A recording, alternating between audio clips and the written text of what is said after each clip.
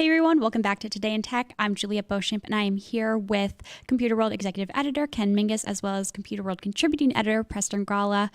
The topic of the day is, Windows 11 overview. But before we really launch into it, I just do want to let everyone know that we are live on YouTube as well as on the Computer World LinkedIn. So if you have any questions or comments while we're talking about this topic, I know there's definitely been some confusion around Windows 11 and who's eligible for upgrade, etc. Please do leave them in the comments and we'll do our best to answer your question while we are live on air.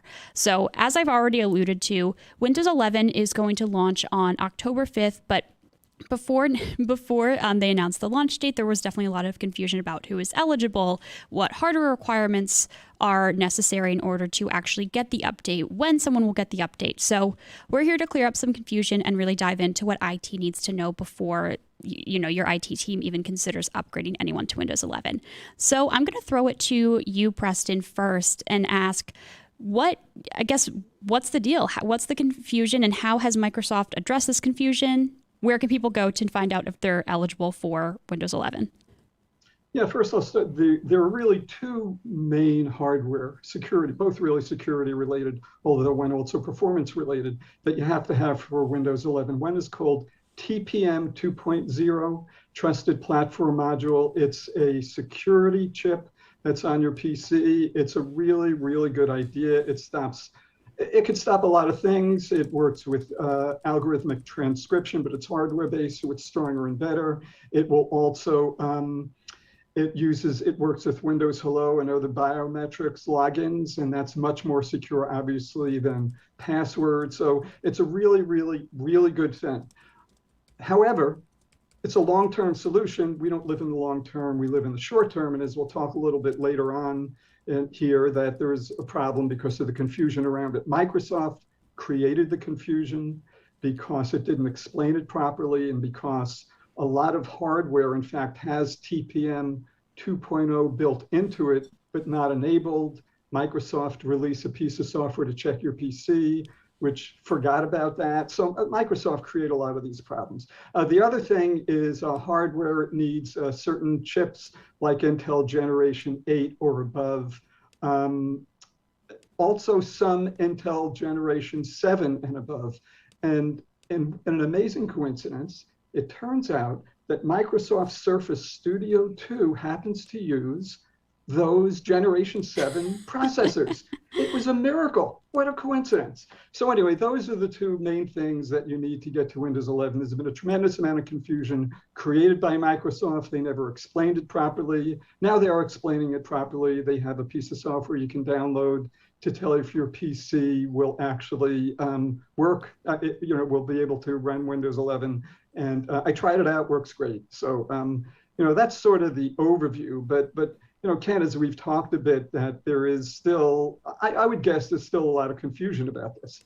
Yeah, there really is. I wanted to make a couple of points here, Preston. Right after the Microsoft announcement of Windows 11 this summer, you had a great piece on Computer World where you talked about how they basically botched this rollout. And part of that was exactly what you're talking about, was the confusion around hardware. I mean, this is something that obviously Microsoft should have known or could have known and could have made very clear. So, Microsoft sort of stepped in it from the start. The other point I wanted to make, though, and this I think probably applies less to like Windows enthusiasts, excuse me, and more to like enterprises, but Windows 10 isn't going anywhere. Windows 10 is going to be supported until 25. Is that right? 2025. Yes, so, around this confusion, sure, I understand. Windows 11 is out. You want to get it. You may have a 2 or 3 year old computer. You're not sure if you've got the TPM module that you're talking about, and so that there's confusion there. I don't know that a lot of companies are going to be rushing to jump on Windows 11 right away, Yeah, I agree. I mean, that's sort of the irony here, because Microsoft didn't need to create all this confusion. They have plenty of time. I kind of don't understand why they're rushing it out this quickly and to leave so much of a lead time between now and when their Windows 10 goes out of service. But who knows why? But one of the big not a problem, one of the ironic things, let me put it that way, about all this is, Windows 11, it is not a gigantic upgrade by any means. I mean, there's some interface changes, but you look at Windows 11, you look at Windows 10, you say, yeah, there's some tweaks. It's sort of a different operating system, but it's just really, it's the same operating system. I mean, to me, the biggest change is TPM because of the security it provides. And it's a really, really good thing. They need to do it. I'm glad they're doing it. But I can see a lot of people just saying, I don't even want to upgrade to Windows 11 because it's not going to give me anything that I want that I don't already have in Windows 10. I wanted to ask you real quick along those exact lines, Preston, because one of the things that I saw bandied around this summer, because it was exactly that question. Like this could easily have been 21H2, Windows 10, 21H2, not Windows 11. So why was Microsoft making this big thing about changing the name? Because of course we had always been told Windows 10 was forever. Right. Apparently it's forever until 2021. But I saw, I think it was Stephen J. Von Nichols on Computer World had a piece saying that this all revolves around security. And not just the TPM, but that Microsoft basically needs to bring a lot of users forward on the hardware so that it can do a better job at fighting things like ransomware attacks and malware and things like that. Telling them, hey, Windows 10 21H2 is here, buy a new computer, is not quite the same as saying, oh, glitz, Windows 11, new look, security, and it might encourage more people to upgrade to something that it is more secure. You're right. The TPM obviously makes a huge difference. And what's interesting is that a lot of the computers, I think, and correct me if I'm wrong, Preston, that underwent this first check, they have TPM 2.0, but it's not activated. So they've got TPM 1.0, and by activating, I guess whatever the upgrade is to 2.0, their computers would probably work with Windows 11. But that got lost in the shuffle, adding to the confusion. Right, and Microsoft addressed it a little bit. The way they addressed it is that when they released their first software that would supposedly tell you if your PC would be able to run it, it would say that it couldn't run it, but it didn't explain why. Now in the newest version, it explains why. So it'll tell you that you have TPM 2.0 there, but it's not enabled. So that's a good first step. But you know what? It's so esoteric that it's not going to really, really, really, I think, solve the problem. And back to your point about, it's not until 2025, enterprises are really going to have to face this. I talked yesterday with a company called Z-Install. Now with Z-Install, what they do is they make software for migrating, one PC, data from one PC or even one operating system to another. And I was curious, like what percent of people will have a problem? What percent of enterprises are going to have a problem? How big a deal is this going to be? They told me, and they didn't do a study, so this is all anecdotal evidence from them, but they do have their hands on a lot of information. So what they told me is that they thought that probably half of consumers won't be able to run Windows 11 because, really? Wow. Yeah, now that's just what they're saying. They're saying because consumers tend to own older PCs, and you could have bought a PC as soon as a little over 3 years ago, and it won't run Windows 11. So if you look at the whole universe, there's a lot of old computers out there. Now, he said enterprises, they told me they thought were different. Enterprises, he said, are typically on a 3 to 5 year cycle. And so certainly, already a lot of them would be able to run it. And if it's, you add 2 more years to it, the 5 year of the cycle, then, pretty much everybody will do it. So he thinks enterprises will be in better shape. And that kind of makes sense when you think of when Windows 10 is going out of service. It's kind of in line with that. So I can't imagine enterprises, as you talked about, rushing out to do this. It's hard to imagine because all their PCs probably won't be able to run it. They'd be forced now to maintain 2 different operating systems. And I can't imagine them doing that. So I don't think there's going to be a rush for enterprises to get out there and try this, or to use it anyway. I wonder, what happens, because that's a very good point about IT having to support 2 operating systems simultaneously. Let's say, I think a lot of companies have like a rolling upgrade cadence. They do like 1/3 this year, 1/3 next year, 1/3 the next year, or 1/5, whatever the number is. So it's very possible if someone's due for a new computer at work next year, they may get something that's new that runs Windows 11, even if, the company is still largely on Windows 10, right? Well, I was wondering about that. I thought that exact same thing. I thought, wait a minute, I'm an enterprise. Somebody comes in, even new to the company, let's say, they need a new PC. Are they going to be able to buy Windows 10 PCs? Can they go to Microsoft and say, we don't want Windows 11? Give us Windows 10. Now, I don't know the answer to that, but it could be a really big issue. My guess would be enterprises are going to push really hard because I don't think they want to have to support two operating systems, training on two operating systems, anything like that. And I had initially thought Windows 11 would be integrated with Teams, and it is, but really for consumers.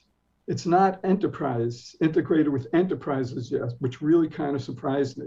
That doesn't make sense because I don't think of Teams as a consumer play at all. Teams is an enterprise play. I know it's weird. In Windows 10, there was going to be a way to click and very quickly go to Teams, but they're playing it as it's for families and friends rather than for enterprise. And I'm sure enterprises will follow, but I was a little baffled by that too. I was fully expecting it to be primarily enterprises. Maybe they figure enterprises are going to hold off on 11 and they want it to roll that out when it's a little further along. I don't know, but it really surprised me. That is surprising. Yeah. I'm glad that you explained it, Preston, because I was kind of wondering what's the consumer play there with Teams. Like I have to be honest, I almost exclusively think of Teams as an enterprise collaboration tool. But I want to talk a little bit about rollout, and this is really echoing the point that you already made, Preston, which is can an enterprise say, yeah, let's say you're hiring someone and they start October 6th. Can you get them a Windows 10 PC? What's the rollout going to look like? Who is going to be eligible to upgrade on October 5th, even if they're not ready to upgrade? Yeah, I mean, anybody with a PC that'll run Windows 11 should be able to upgrade it at that point. For consumers, it'll be a clear choice. Do I want to do it or not? Enterprises, I don't know. It's going to be kind of messy because you might have some people individually who want to do it. And I don't know, if you're an enterprise, can you upgrade yourself? I mean, can you not go with the enterprise plan? Can you say, I want Windows 11 anyway? I don't know the answer to that. I think it's going to be a really messy period of time unless Microsoft will allow people to run Windows 10 machines when they're new and not force enterprises to buy Windows 11 machines. I don't know the answer. Ken, do you have any idea? Yeah, well, one of the things that I wonder about, this is sort of ringing a bell for me, maybe it was when Windows 10 rolled out. I wonder if it'll be possible to buy a Windows 11 machine, but then downgrade it to Windows 10. I think that's something Microsoft has done in the past. Yes, they have. I think that might have been Windows 10, but that's exactly what they did. I think it was Windows 10 where they allowed you to do a rollback. Right. I think that's right. I'll bet you're right. I'll bet you that's what they'll do. That's the only thing that makes sense because, again, and this is mainly for companies that are managing a lot of PCs, that's not going to add another wrinkle too, with new computer, Windows 11 roll back to Windows 10 versus the old computers on Windows 10 that won't run 11 versus the new ones, it's like, you can see how this gets really sticky really quick. One thing I wanted to ask, and this is sort of tangential, but I think it gets to what, some of the issues Microsoft routinely does. You've written in the past, Preston, about Windows operating systems, the versions. Which ones have been the good versions? Which ones have been the not good versions? And it does seem to be almost like it's an off year, on year, off year, on year cadence as to which one's good and which one's like, let's get away from that, Yeah. Windows 11, the next Vista, I've actually looked at it, and you're right. It's it's sort of good cop, bad cop, good operating system, bad operating system. They do seem to alternate. And it does seem to be a curse. And, based on what we know now about the botched introduction, it doesn't bode well, I guess, is all I can really say. And not only the botched introduction, but just all the confusion we're talking about right now. So, it could be that the operating system will be fine, but the way Microsoft rolled it out is bad. And so it could be, even if not a bad operating system, it could be a bad experience for enterprises who are trying to figure out what to do about all this. I don't know. It's not as dramatic. one thing why maybe it won't be quite as bad as this, if you look at the, good and then bad, good and then bad, most of the time, the bad one was a big change. Right. Like Windows 8 was really a big change and it was really bad. You know what I mean? And so it could be, and this, as you mentioned, it could be 21H2. It doesn't have to be a completely new operating system. So, it could be that they protected themselves that way, but not by not doing a whole lot of really big changes. Yeah. Yeah, that's a good point. This is because this is so much just an extension of Windows 10. There may be the initial confusion and there may be some bumpy upgrade paths over the next 6 months to a year until IT figures it out. But I really don't want to mean mouth Windows 11. We haven't really seen it in operation really, and it may be just fine. But it just seems that Microsoft sometimes gets into this these problems. It is interesting. Greg Kaiser wrote for us this week on Computer World that the rollout path for Windows 11, Juliet, this goes to the question you had earlier about if it's October 5th, October 6th, can I get it?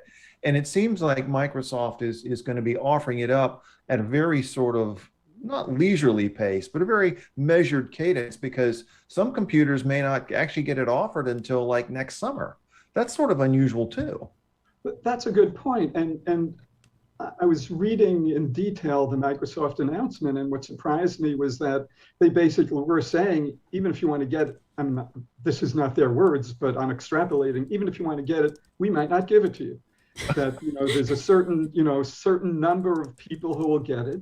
And then after that, they're going to use I don't understand how they're going to do some kind of analytics with the telemetry, the telemetry that they do. And they'll use telemetry, individual telemetry on individual PCs to decide who will then get it and who won't get it.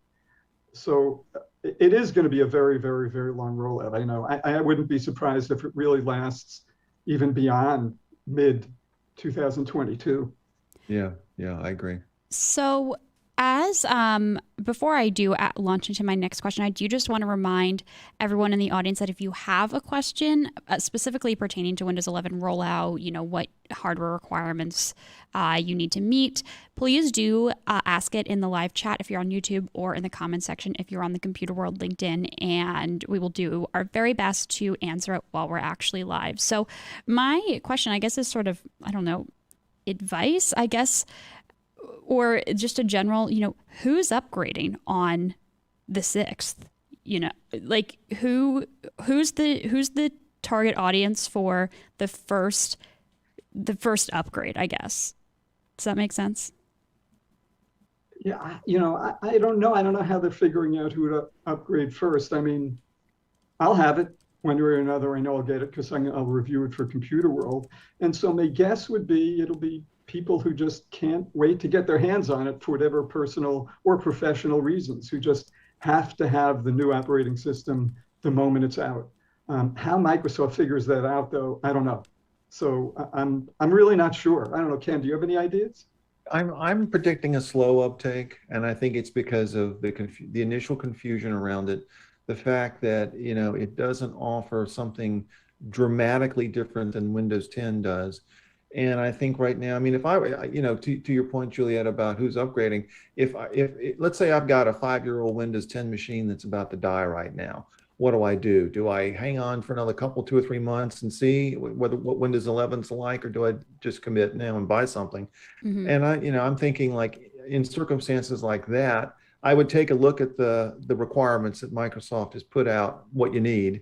And if I was going to buy a new computer now, make sure at least it meets those requirements so that I can decide later on whether I want to upgrade, And actually, I just remembered something. I was reading the Microsoft information. What they said was basically the newest PCs will get it first.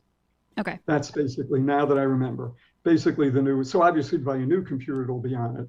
Unless you buy, I'm sure there'll be a period of time in which Windows 10 and Windows 11 PCs you can buy, just because there's still a backlog of devices out there. But it sounds to me that if you've recently bought a computer, you'll probably be among the first in line to get offered Windows 11. Sure. So we have a question from our LinkedIn audience, or rather a comment that I'm going to sort of craft into a question here. But before I ask, Preston, have you been testing out Windows 11? I haven't been testing yet. I've been writing about every single version of it, Okay. and, but I haven't actually had my hands on them. I've had too many computers be destroyed by interim versions, so I'm kind of waiting till it seems a little bit more stable. Okay, so this question I think is kind of about if I guess my general question is if have there been any like specific bugs or issues that any preliminary users have encountered, because this specific viewer is saying that their laptop is running on Windows 11 Pro and they're having some like sound output issues. So this could certainly just be specific to them, but have there been any big bugs that Microsoft has had to address? As I said, what I do is actually for Windows 10 and Windows 11, whenever there's a new build out, a new test build for Windows Insiders, I do a write up of it and I describe those kinds of things. And yeah, there's a ton of bugs. There will be. That's sort of, if you sign up to be a Windows Insider, just assume that you're going to get a lot of bugs on your computer, and who knows, maybe it'll crash and die. You just don't know. But it's worth it to a lot of people, and a lot of especially enterprises, they have to test it. Yeah, I could tell you from writing up all that there's plenty of bugs, less overtime, but there's plenty of bugs. Sound output, I've heard that one, and it would not surprise me because it's often the drivers, it's working with peripherals, it's working with all that kind of stuff that are always, always, always problematic. And don't be surprised if when Windows 11 ships, we're going to hear a lot of those complaints even after it's shipping. There's so much hardware out there that uses so many, it's just, Apple is lucky, it controls everything. Windows, you got to work with every single computer in existence, and there's always problems.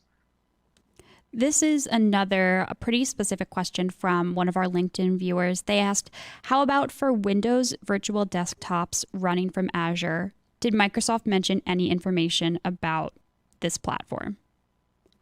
Have you heard any, Ken? I can't remember anything specific. No, I haven't heard anything. No, I mean, I know, did you talk, was it virtualization for Azure? Is that what you were... Is that what he was asking about? Virtual desktops running on Azure. I wonder if they're talking about the Windows 365 move. I wonder, yeah. But, I can say that one of the things that Microsoft did say in its, when it talked about its hardware requirements, not the TPM, but the latest generation of processors, one of the things they did talk about is that would give greater security to virtualization. So I don't know if that's related to what this, what the viewer asked for. Fair enough. So I guess as we're wrapping up here, I'm sure the outstanding question on a lot of people's minds is, okay, certainly on my mind, I've got a PC here that I use for work, even though, I won't be upgrading to Windows 11 immediately without guidance from IT. My question is probably going to be who's eligible, who can get it, and how can they check? I know that there was an issue at first with the application or platform that Microsoft put out to check to see if you could run Windows 11 on your machine. Has that been fixed? Yeah, I tested it this morning and that's been fixed. It's for basically, I think the people who will first get it will people have new PCs, relatively new PCs. I would assume a lot of enterprises are going to be able to get it just because they want it for testing. I actually wouldn't recommend going ahead with it unless you feel like you have to run it, just because it's a new operating system and you never know what's going to happen. I will, but that's because I love technology and I also do it for a living, but but for a lot of people, I'm not sure I'd recommend it. But how about you, Ken? Well, obviously, as a Mac guy, I'm not upgrading to Windows 11, but no, I mean, I think, to sort of synthesize what we've been talking about, especially for enterprise, it's that it's weighing the promise of security, better security down the road with Windows 11, with the management issues and potential bugs and problems with rolling it out now. So my assumption is that, you'll have the enthusiasts who'll grab it on the 5th or 6th. You'll have people who are buying new PCs for the holiday season, who get it by default. And then you'll have IT will be testing it, to make sure everything works before they roll it out. I would expect to see more enterprise adoption clearly next year into 23 as it sort of gels, and just to make sure there aren't any showstoppers. That's sort of my take on it. Sure. And so for any of our viewers, I have linked this already in the YouTube live chat, but you can check out the article in Computer World, how to check if your PC can run Windows 11. And that just involves using the PC Health Check app. So you'll be able to get your firm answer there, and you can look into, it'll basically tell you whether or not your hardware meets the requirements. I actually do have one last question. I know a lot. The reason for the hardware requirements is because of security updates. I guess I'm wondering, and the answer to this question can certainly be no. I'm wondering, is there any sort of risk benefit analysis that IT has to do before upgrading to Windows 11? I guess, what's the security support for Windows 10 going to be? It's not like this is a pivotal security update, is it? Or I don't know that it's pivotal, but it's pretty. I think it's actually pretty important. I would think that any enterprise would want to do this, that whenever they can do it comfortably Sure. and efficiently, because it's only going to get worse. The attacks are getting more sophisticated all the time. And let's face it, enterprises do not always do a good job of patching. And this is a little bit of a safety net that they don't have right now, so that even if they're not doing as good a job, they'll still be protected.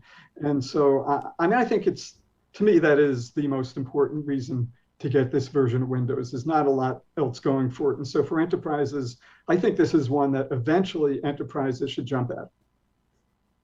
Great. Yeah. It's not either or, Juliet. I'm sure I agree with Preston completely. Okay. It makes sense. There are benefits to upgrading. The question is when. Yeah. Right, not if. Got it. So thank you both so much for calling in and chatting with me about Windows 11. This was a really interesting topic, and I'm sure there will be even more to talk about right around October 5th, or perhaps right after, once people really start tinkering with it. So certainly a possibility that we'll be talking more about it then. So thank you both so much for calling in. I really appreciate it. Thank you. Sure. And thank you all so much for watching this episode of Today in Tech. If you liked this episode, please do give it a thumbs up. And if you're watching on LinkedIn, you can head over to our YouTube channel, IDG Tech Talk. You can like the video over there and subscribe to our channel so you never miss an episode. You can also hit the bell icon so you're notified every single time we post a new video.